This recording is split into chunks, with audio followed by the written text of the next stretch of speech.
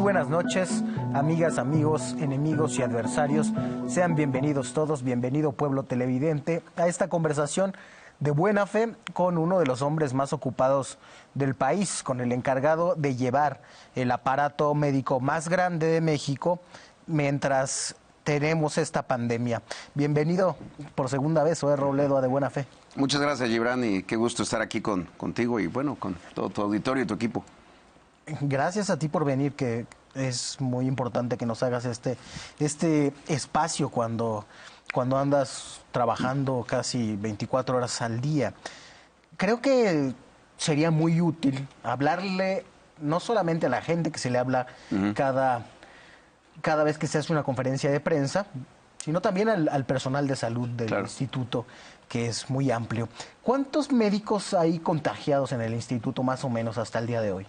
Mira, el contagio dentro del Seguro Social, nosotros lo llevamos con un estricto control y con toda la transparencia. Y es de todo el personal del Seguro Social. Tú lo sabes, el seguro tiene la parte de atención médica, pero no es lo único que hacemos. Lo digo porque muchas veces cuando damos un dato, en este caso son cerca de 2,000 personas contagiadas, no significa que sean 2,000 médicos y enfermeras nada más. Hay un grupo importante de estos 2,000 que son médicos y enfermeras. Hay otros que son personal administrativo o de incorporación y recaudación o de prestaciones económicas y sociales que tuvieron contagios comunitarios por el tamaño de la nómina y del personal del seguro, 450,000 trabajadores. Uno de los sindicatos más grandes del país. Es de los más grandes, efectivamente. Ahora, dentro de este universo de personas que han tenido algún contagio, pues ahí hay, como te decía, contagios comunitarios y contagios que han ocurrido en los propios hospitales. Ahí, ¿qué es lo que hacemos nosotros? Primero, a todo el personal que esté sintomático, se le hace una prueba de PCR. A todos. A todos los que tengan síntomas, y sean personal de salud o no, y sean personal de salud atendiendo COVID o no, porque estamos también trabajando en atenciones que no son de COVID. Segundo, se hace el estudio de contactos y a todos sus contactos, particularmente a sus compañeros de trabajo, se les cuarentena para saber que no estén contagiados. Eso a veces nos puede pegar en la productividad, pero es más importante pues cuidar al personal. En ese sentido, una de las situaciones que es históricas en el Seguro Social y en todo el sistema de salud es que este modelo algunos estados lo replican y otros no. Otros hacen nada más las sumas, porque hay personal del Seguro Social que lo es por la mañana y por la tarde está en una práctica privada, o en la tarde está en otro hospital de otra institución, del ISSSTE o de Salubridad. Pero eso para nosotros no es lo que importa. Lo que importa es que nosotros sepamos dónde hay contagios para poder cortar las cadenas. Lo que nos pasó en Monclova, que es una lección muy dolorosa, pero que pues por eso mismo nos debe de dejar lecciones para saber qué hacer cuando empieza a haber un contagio hospitalario. ¿Cuántos brotes similares ha habido al de Monclova? ¿Cuántas qué? ¿Cuántos brotes similares ha habido al de Monclova en los hospitales de IMSS? Como el de Monclova, ninguno. El de Monclova ha sido el más grande. No digo que no haya habido brotes. Como el de Monclova, en dimensiones, en gravedad de la situación, ha sido lo más grave hasta este momento. Ha habido muchos brotes hospitalarios aquí en la Ciudad de México, en un hospital de Nayarit, otro del Estado de México, pero la diferencia es qué tan rápido puedes cortar la cadena de contagios y entonces vuelves a operar un poco más rápido. Monclova sí fue una situación que se tuvo que detener la operación hospitalaria. Ahí son 2 torres en ese hospital, en la 7. Entonces se logró hacer algo ya posteriormente. Cuando estuve por allá, yo lo mencionaba. Te dieron durísimo en Coahuila porque dijeron, pasó un mes y no vino Zoé Robledo. Sí. ¿Y qué te dijeron los médicos y las enfermeras allá? No, ¿Te hicieron el mismo reclamo? No, ese no fue un reclamo de su parte, sus opiniones en medio del dolor de haber perdido compañeros y demás, era qué cosas se podían hacer mejor. Porque tú lo sabes, Gibran, conoces bien la institución. El IMSS es de las instituciones que no es su director general nada más.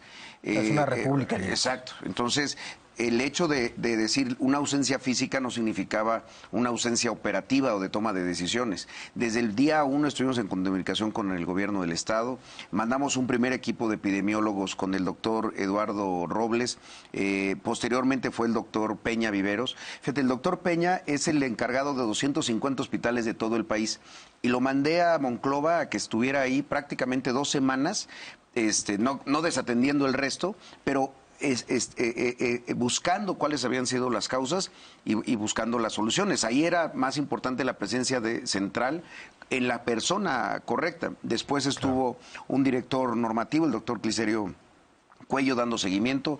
Mandamos a otro divisionario que sigue allá, de hecho, para fortalecer la parte de la coordinación con el gobierno estatal. En fin, y después estuve yo. Pero digamos, ese tiempo que pasó era de toma de decisiones permanente, nunca estuvo fuera de nuestra atención Monclova, todo lo contrario. Les mando un saludo a los que nos están viendo desde allá, porque reitero, ese doloroso episodio nos ha servido para saber qué hacer de manera mucho más eficiente en otros casos. Y fíjate una cosa que es importante, todos los casos de contagios, incluso de los fallecimientos, nosotros somos los primeros en reportarlos. Aquí no se trata de ver quién da las noticias buenas. Nosotros sabemos que nuestro papel va a ser muchas veces dar noticias malas y peores. Y es lo que corresponde. Pero lo que tenemos que hacer también es ofrecer soluciones, respuestas rápidas y que se tienen que coordinar con un sistema pues, que está completamente fragmentado históricamente y que lo único que tiene una homogeneidad territorial, en procesos, en operación, hasta en la preparación del personal, pues es el Seguro Social. Sí, es todo un ejército. Es un ejército, de verdad que sí lo es. Y en ese sentido, nosotros estamos seguros que, a ver, si hoy tenemos un mayor número de casos y demás, es porque somos los más grandes. Pero con una cosa adicional, somos los que más hemos reconvertido. O sea, nosotros hemos sido una reconversión, no puedo decir que plena, porque no lo es, no podemos reconvertir todo. Tenemos otros padecimientos, tratamientos, hemodiálisis, quimioterapias que no puede suspender. La pandemia no lo suspende absolutamente todo. Hay cosas que sí se pueden suspender, diferir, posponer, pero no lo es todo. En ese sentido, pues somos la mitad del país en atención médica. Entonces, esa situación territorialmente solo comparable con el ISSSTE, pero en términos de población, pues somos más o menos 6 veces más grandes que el ISSSTE, sin considerar al IMSS Bienestar, que es un caso bien interesante porque ha tenido una respuesta diferente, justo por su modelo preventivo, comunitario, de vinculación con la comunidad y con las sociedades en cada lugar. Pero en el caso del régimen ordinario, pues el IMSS tiene que ser esa columna vertebral del sistema de salud. Me gustaría regresar después al IMSS Bienestar, pero ahora quiero preguntarte sobre el ejército. ¿Cuántos soldados de este ejército han pedido permisos sin goce de sueldo, incapacidades, vacaciones o algo que les impida o para no estar, digamos, en la primera línea? Mira, a nosotros nos anticipamos a eso, hicimos un acuerdo con el sindicato, habrá sido la primera, segunda semana de marzo, en un sentido, que viéramos primero a todo aquel personal en general, médicos, enfermeras, pero también paramédicos, asistentes médicas, hasta otros, que tuvieran algún factor de riesgo, ya sea edad, que nosotros le establecimos a partir de 65 años, no de 60, segundo, diabetes, hipertensión, e hicimos algo adicional, como estaba en ese momento haciéndose el cierre de las escuelas, y eso iba a venir acompañado por el cierre de las guarderías, establecimos una cláusula, la octava, que era que todos los padres y madres de niños menores de 12 años podían aplicar. Eso en la etapa más temprana. El propio convenio establecía que podía actualizarse en cualquier momento. En ese momento lo fuimos actualizando. En algún punto, a partir de alguna de estos elementos de comorbilidades, edad o tener hijos de estas edades, llegamos a tener a 25,000 trabajadores amparados, digamos, no me refiero a la parte jurídica, sino diciendo, yo me voy a quedar en mi casa para cuidarlos, porque esa era la intención. El segundo momento, muchas de estas se actualizan, siguen siendo las mismas, menos el tema de tener hijos de 12 años. Entonces, a ellos ya les estamos pidiendo que regresen. por ahí. Más o menos, sí. Bueno, vamos a ir a un corte. Usted siga con nosotros. Estamos platicando con Zoé Robledo de Buena Fe.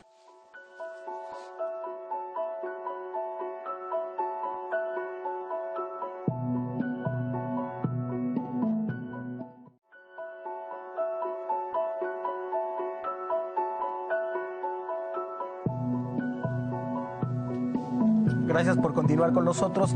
Estamos hablando con Zoé Robledo, el director del Instituto Mexicano del Seguro Social. Zoé, hay mucha gente que se desconcierta porque el instituto está gestionando una parte de la estrategia de reactivación económica o de resiliencia económica que tiene que ver con los créditos. Sí. Muchos han dicho, ¿por qué el IMSS si no tiene atribuciones para eso? Creo que en buena medida es algo que ya hemos hablado, que durante mucho tiempo en el periodo neoliberal se disminuyó la noción de seguridad social a salud, ¿no? Sí. Cuando es algo mucho más amplio. ¿Te han dicho algo similar? ¿Ha sido una inquietud? ¿Algunos lo han interpretado como un acto arbitrario del presidente? ¿O cómo lo has visto? Mira, yo creo que tú das en el clavo en el tema de lo que es el Seguro Social. Porque desde luego que somos una institución la más grande del país en atención médica, pero somos un seguro y somos varios seguros al mismo tiempo. El seguro en su historia, tú lo sabes, nació por riesgos de trabajo. Una de las mayores fortalezas del seguro es la parte de salud en el trabajo. Incapacidades, accidentes de trabajo, todo lo que se calcula desde esa especialidad médica al final de cuentas. Por eso el seguro va a tener un papel muy importante en toda la parte de reactivación. Poder saber en este centro de trabajo cómo puede ser un retorno para que sea seguro en términos de salud. Cuáles tendrían que ser los horarios, el escalonamiento del personal, las medidas de sana distancia, etcétera. Pero en este otro punto tiene que ver con un elemento adicional. La fortaleza hoy de una base y de una plataforma de identificación que nos permitió hacer en muy poco tiempo un corte el 15 de abril para saber qué patrones, qué empresarios habían mantenido a toda su plantilla en enero, en febrero y en marzo. Hicimos el corte el 15 y a partir de eso vimos que de un universo de 1 millón de trabajadores con registro ante el Seguro Social, ¿quiénes no habían dado de baja? La gran noticia fue que fueron 645,000 que no habían dado de baja a ninguno de sus trabajadores, y de los cuales 505,000 son de empresas de menos, digamos, de entre 1 y 10 trabajadores. O sea, son empresas relativamente pequeñas en el número de trabajadores y no los habían dado de baja. A partir de eso fue que generamos una plataforma que pudiera ser un registro, nos dieran sus datos que generalmente no pedimos. O sea, nosotros nunca pedimos una cuenta clave para un depósito. Pero también como son empresarios, empleadores que tienen mucho tiempo o que tienen vinculación con el Seguro Social, pues les fue muy fácil ingresarlo a una plataforma de una institución que conocen y con la que trabajamos todo el tiempo. Eso facilitó mucho su identificación y ha facilitado que esa plataforma es la que utiliza Economía para que a su vez la TESOFE haga los depósitos directos. Sobre lo que me preguntabas, ¿cuál era la gran preocupación? Incluso hasta del Consejo Técnico en algún momento, si eran cuotas del Seguro Social. Yo decía, no, las cuotas del Seguro Social no las podríamos redistribuir de esa manera, pero son recursos del gobierno, son recursos fiscales, vaya. Por un monto además muy importante, porque si llegáramos al total de créditos, serían cerca de 12,000 millones de pesos. Entonces es una activación, una inyección económica importantísima para estos empresarios que no dieron de baja y que a su vez sus trabajadores pues son muchas veces la fuente principal de ingreso de sus familias en el número de derechohabientes como lo estamos viendo nosotros. Son 5.5 millones de personas que pueden tener indirectamente un beneficio de esto. Sí, hubo ahí una diferencia muy importante entre la gran empresa Claro. y la pequeña y la mediana empresa. Las que menos corrieron son, como dices, Así los es. chiquitos. Muchos de los grandes corrieron masivamente y planeadamente. Es correcto. Ya se han dicho algunos de los nombres de estas empresas, pero por ejemplo, grandes grupos turísticos, tiendas de autoservicio gigantes, que además no están al corriente en sus impuestos, pueden darse el lujo de bajar la cortina, Sí. calculando no perder y decir reabro en 3 o 4 Así es. meses y recontrato. Esto se puede hacer por el esquema de outsourcing en el que operan Sí. y que según yo, no sé si tú estés de acuerdo, es parte fundamental de la corrupción que afecta al instituto. Sí. La manera de subregistrar, de no pagar cuotas, es a través de una ingeniería de dos cosas, creo. Outsourcing Sí. y un entramado de ingeniería fiscal para la evasión y la invención de empresas. Es correcto.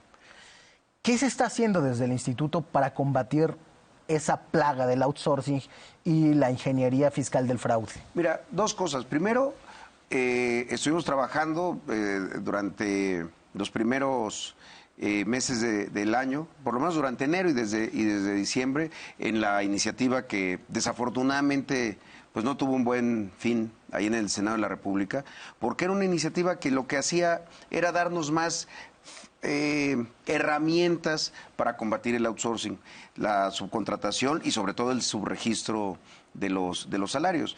Déjame preguntártelo directo. El que Monreal frenara esa reforma haciendo caso a las quejas del Consejo Coordinador Empresarial, ¿dejó al instituto sin instrumentos para combatir esos males?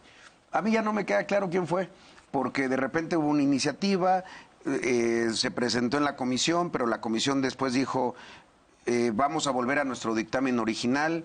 Entonces, mira, ahí sí les corresponde a los senadores plantear qué pasó. Ojalá la retomen, porque nos puede significar recuperar cerca de 20,000 millones de pesos que Por no lo se han menos, pagado sí. y que serían bien importantes tenerlos el día de hoy. Ahora. Porque ese es el asunto. El seguro, desde luego que tenemos que nosotros hacernos cargo de ineficiencias, insuficiencias, desinversión histórica.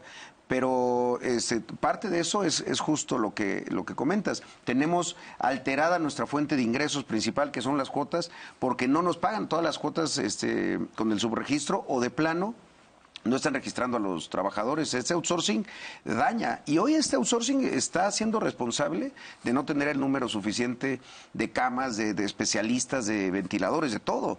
Y bueno, pues eso será hasta después que pase esto, que hagamos la revisión de qué pasó.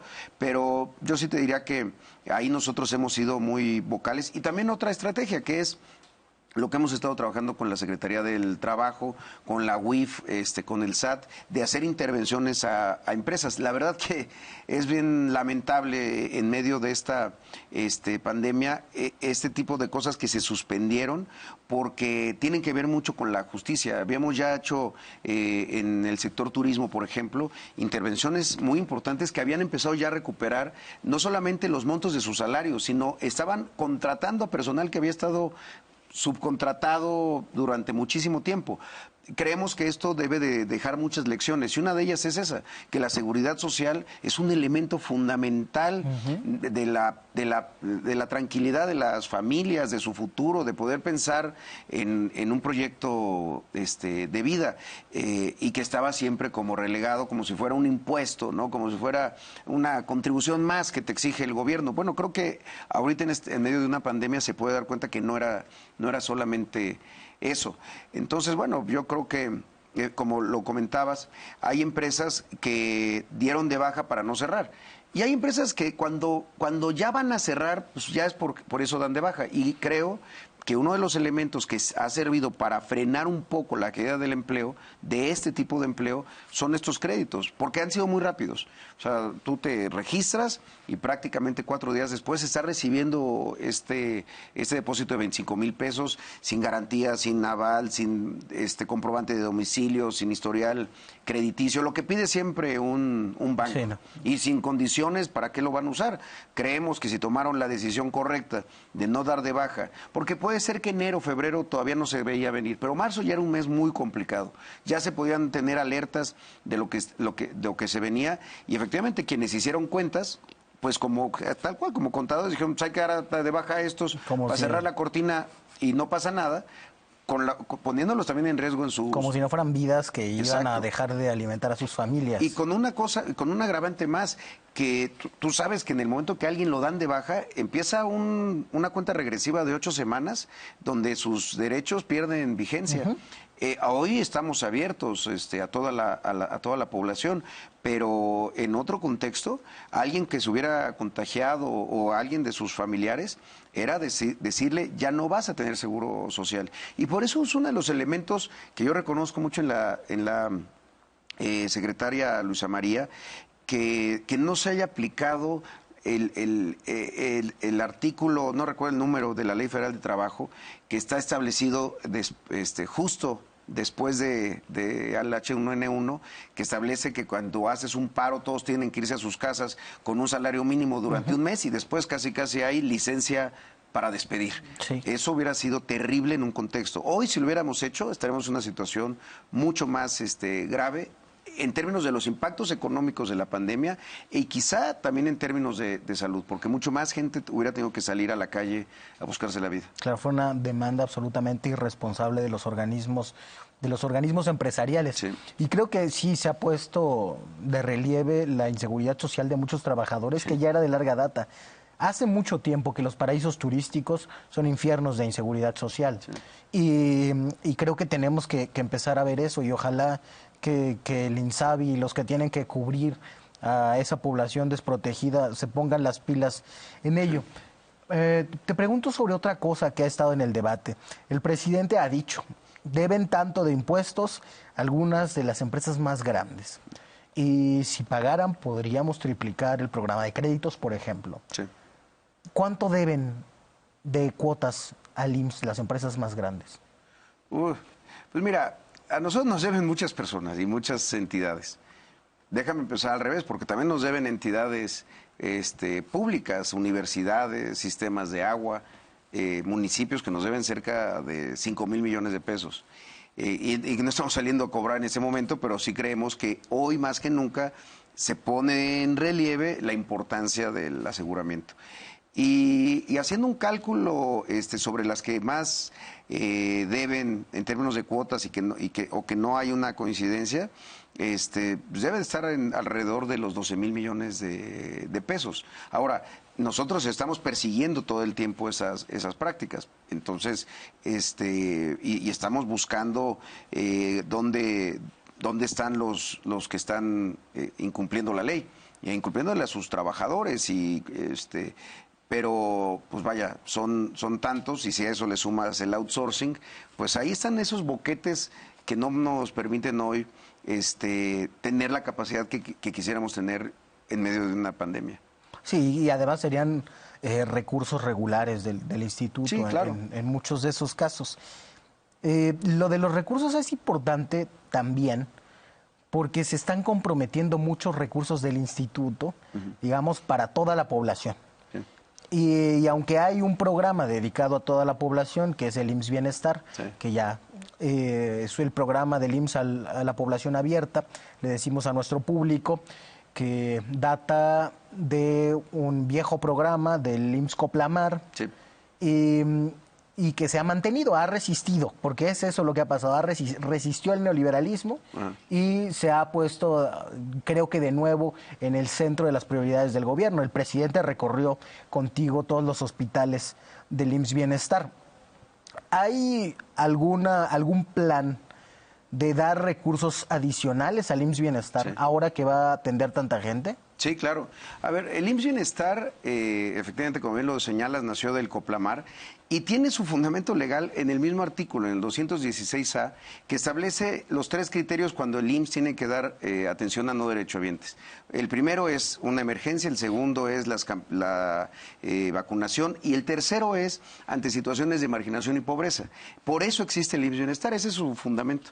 En ese sentido, uno de los proyectos prioritarios del gobierno, de los 28 proyectos en donde está el Tren Maya, Dos Bocas, es justamente medicamentos y atención médica gratuita. Eso tiene recursos y hace poco estamos haciendo la planeación para nuestra recuperación interior, se acaba de establecer que vamos a tener recursos para crecer en el IMSS Bienestar, no solamente en el número de hospitales. Traemos el proyecto de arreglar los 80 hospitales que tenemos, particularmente uno, San Quintín, que es emblemático, Tlaxiaco, que eso ya ocurrió. Aparte de eso, bueno, San Buenaventura, otro allá en Coahuila también, Matamoros, pero en Coahuila. Y aparte de eso, equipamiento personal en los 80 hospitales y las unidades médicas rurales. Pero adicional a eso hay un planteamiento para crecer en el número de estados. Por ejemplo, Tabasco. Guerrero, que sí está presente, pero solamente hay un hospital. Nos interesa muchísimo esa parte de crecimiento.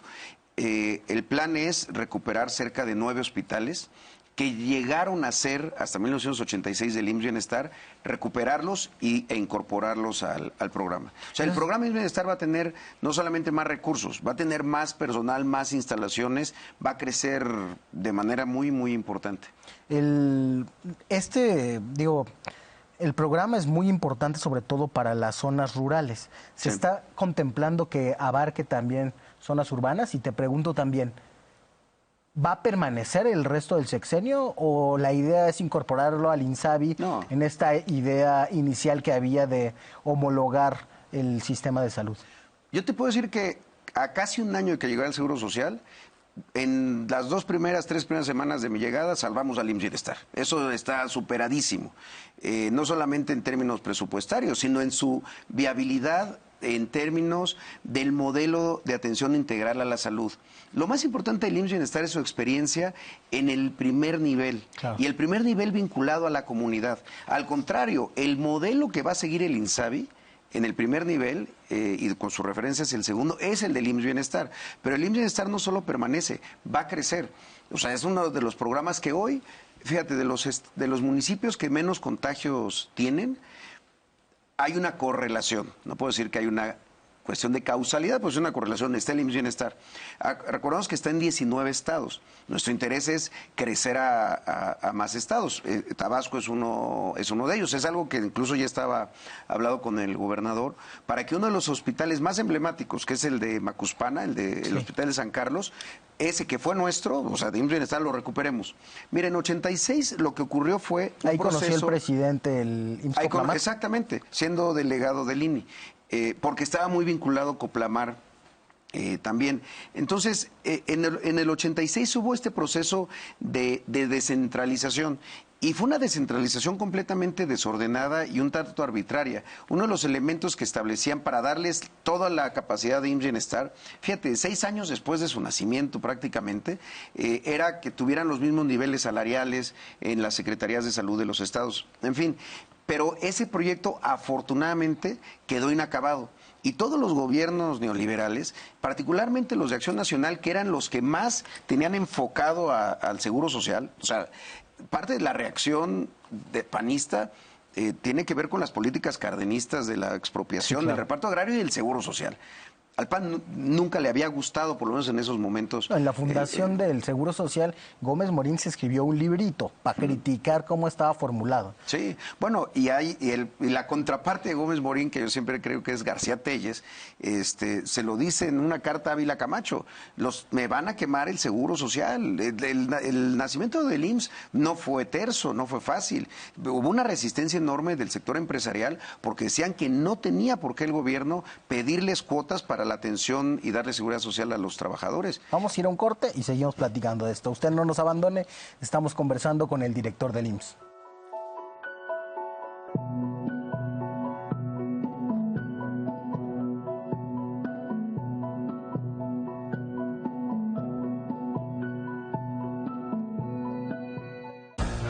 El 11 se queda contigo.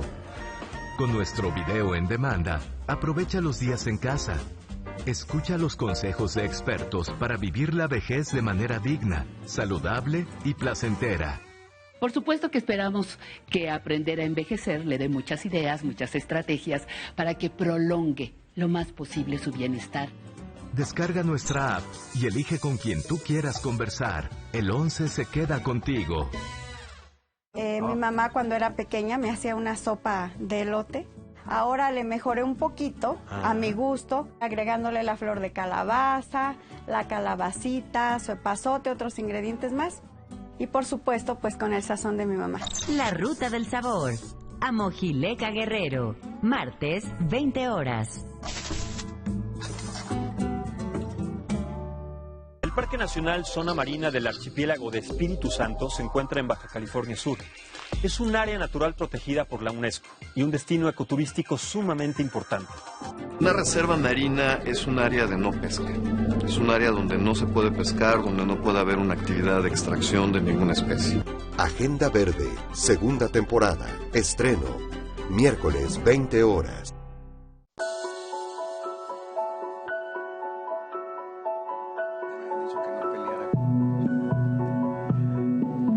Gracias por seguir con nosotros. Seguimos conversando con Zoe Robledo.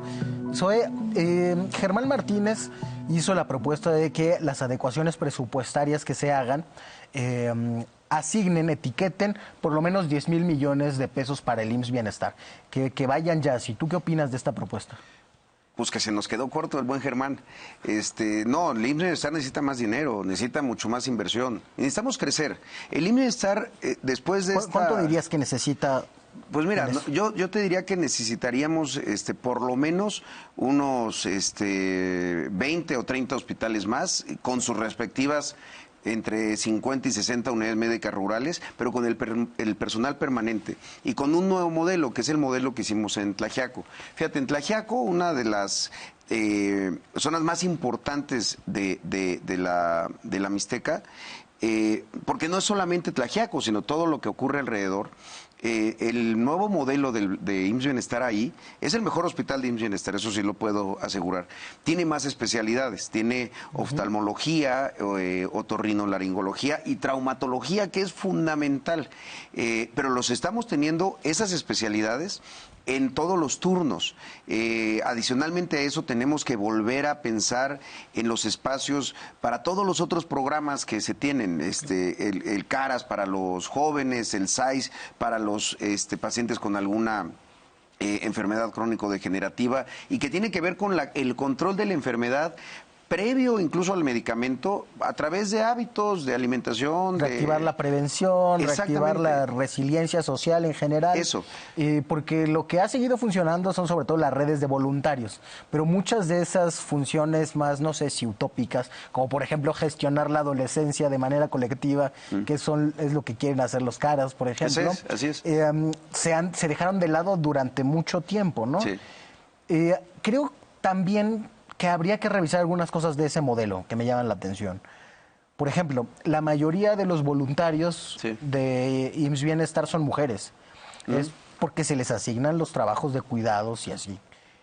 Esto puede seguir siendo así en el campo durante algún tiempo. Pero si se expande el modelo, que repito, para mí es el mejor modelo de salud de México y hay cifras que lo respaldan en su comparación con el Seguro Popular, por ejemplo, se tienen que pensar en nuevas formas de cooperación, ¿no? Sin duda, porque tendremos que pasar no solamente de este trabajo voluntario, de los voluntarios rurales, que efectivamente gran parte son mujeres, también a un concepto mucho más amplio de la salud, no solamente la salud física, entrar a los temas de la salud comunitaria, de de todos los determinantes sociales de la salud, porque y ahí es donde el IMSS Bienestar puede ser muy fuerte. Tú puedes, quizá una de las mejores inversiones que puede hacer un gobierno en términos de salud en una comunidad es saber que la disposición a agua de uso corriente, de agua potable, exista. Es una prestación de seguridad social básica. Es una prestación de seguridad social, porque hoy de las cosas que más va a descubrir a nuestro país en términos del coronavirus es justamente las otras pandemias, particularmente la de obesidad, diabetes, sobrepeso, hipertensión. Y ahí te repito una propuesta que ya te había hecho. El IMSS Bienestar podría ser también seguridad social en el sentido más amplio que hacía el IMSS. por ejemplo, utilizando redes de voluntarios para gestionar ligas de fútbol. Totalmente. Ese viejo enfoque del deporte que llevó al IMSS a crecer un montón, pero que era del deporte que enfocaba a la gente como practicante y no como espectadora. Así es. Y que cambió muchísimo durante el modelo neoliberal y que, vuelvo sobre tu expresión, tiene una correlación con el incremento de la obesidad. Sí. Seguramente es una de tantas causas. Y fíjate que ahí va a pasar algo, por lo menos yo espero que así ocurra, van a pasar procesos interesantes. Hace unos días estuvimos en un hotel aquí en la Ciudad de México recibiendo a enfermeras, enfermeros y médicos, médicas también, del IMSS Bienestar, que nos vinieron a ayudar a la Ciudad de México. O sea, nuestra gran capital, nuestra gran urbe. Vinieron gente desde Mamantla, de todos lados del país, en lugares en donde todavía no tenemos un brote o un número de contagios importante, y vinieron a ayudarnos. Y están trabajando en un hospital aquí, mientras hablamos tú y yo. Entonces, lo digo por una razón. Puede haber un proceso a la inversa, no del centro a la periferia, porque el IMSS Bienestar, donde puede crecer más, eventualmente, además de las zonas rurales, es también en las ciudades, porque no debemos de dejar de pensar, y yo es algo que yo siempre he insistido muchísimo en esto, que pensamos en la comunidad, decimos, está en unas comunidades, y pensamos en lo rural. A ver, un barrio es una comunidad, un edificio es una comunidad. Es que muchas veces pierden lo común. Exacto, sí, pero por supuesto, y es recuperar lo común. Hoy muchos lugares aquí en la Ciudad de México y en grandes ciudades, puede ser que son vecindarios, hay vecindad y es lo único que hay común. Comparten el código postal, pero no comparten una lógica de futuro, pues compartido, ¿no? Sí, no hay disolución social al por mayor. Sí, no. Entonces, eso es lo que puede regresar, y ahí es donde el IMSS Bienestar puede tener un gran papel, un modelo igual, en donde todo mundo está gestionando diferentes actividades, proyectos, procesos de vinculación incluso con el gobierno, que termina favoreciendo pues a eso, al colectivo. Y yo creo que sí nos debemos de volver a pensar así, y eso, la lección está ahí en los municipios que hoy han mantenido una estricta medidas de control, cercos sanitarios. Es impresionante las lecciones que nos va a dejar esto entre el comportamiento comunitario y cómo antepone el interés del colectivo frente a lo que ha ocurrido muchas veces en las ciudades. Ahora, no lo critico, creo que cada uno ha tenido procesos históricos incluso diferentes, pero hay que aprender y pues aleccionarnos de eso. A veces me parece, Zoe, que la mejor vía para universalizar la salud en México es el IMSS Bienestar, su estructura y todo el aprendizaje institucional que ya tiene. Sí. ¿Y para qué inventamos una institución nueva como el INSABI si ahí está el IMSS Bienestar? Mira, yo creo que el INSABI tenía y tiene propósitos claros respecto a la parte del segundo y del tercer nivel. Es decir, esta parte curativa que fue creciendo tanto. Sí creo que tienes que tener una columna a partir de la cual vayas haciendo el proceso a la inversa de centralización. Y eso tiene que tener un orden. Mientras eso ocurre, lo que sí puede ser simultáneo es un crecimiento del mismo modelo de IMSS Bienestar en aquellos estados donde no está en este momento, y eventualmente una suerte de convergencia. Creo que es un proyecto que llevará tiempo, pero de lo que está clarísimo, estamos todos claros en el sector, y que la visita a los 80 hospitales durante 3 meses nos sirvió mucho, fue para darnos cuenta que el modelo vigente, que afortunadamente perduró, es ese, el de atención integral a la salud, lo preventivo y la vinculación. Es esta idea del derecho y del deber a la salud, ¿no? Del involucramiento de la gente, de saber que cuando alguien empieza a tener una conducta que va en detrimento del resto, debe de incorporársele nuevamente al mismo carril de bienestar. Entonces, yo creo que el modelo ahí está y va a crecer. El tema es que lo administrativo, lo financiero, que se fue desarmando del Seguro Popular, pues sí tenía que tener un eje, y eso es hoy el INSABI. Pero nos va a dejar muchas lecciones el coronavirus, útiles, además de cómo atender una pandemia, cómo fortalecernos y evitar que tengamos situaciones que estamos teniendo en este momento sobre el sistema de salud de nuestro país. Te hago una última pregunta y yo creo que yo ya no voy a hacer mi editorial porque me interesa más escucharte en esto. Está claro que se han hecho muchas cosas bien en la gestión de la epidemia.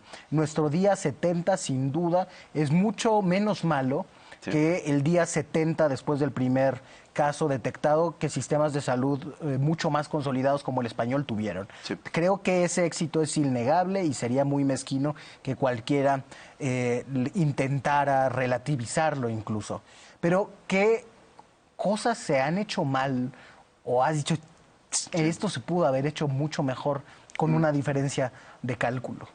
Mira, uno, el tema de la capacitación del personal, porque en estos procesos que son tan inciertos, tan desconocidos como un virus nuevo, nosotros empezamos una capacitación no tardía, pero sí muy enfocada a la autocapacitación y a lo no presencial. Y creo que en las etapas tempranas era fundamental hacer capacitaciones presenciales, en donde pudiera reunir un grupo de personas y ahí pudieran expresar sus miedos y sus preocupaciones y ahí iniciaran todos estos procesos. En general aprenderemos sobre los límites de la educación a distancia, sin duda. Por supuesto, y sí los tiene, vaya que los tiene. Y sobre todo la educación a distancia individualizada. Es decir, que te digan, tú capacítate solo, ¿no? Y tú arréglate. Ahí está el recurso, dale clic y si lo ves, y al final ahí llenas tu cuestionario y pasas, ya estás capacitado. No, hay que recuperar, incluso hasta cuando es a distancia, pero que sea colectivo y en algunos casos sí tiene que ser presencial,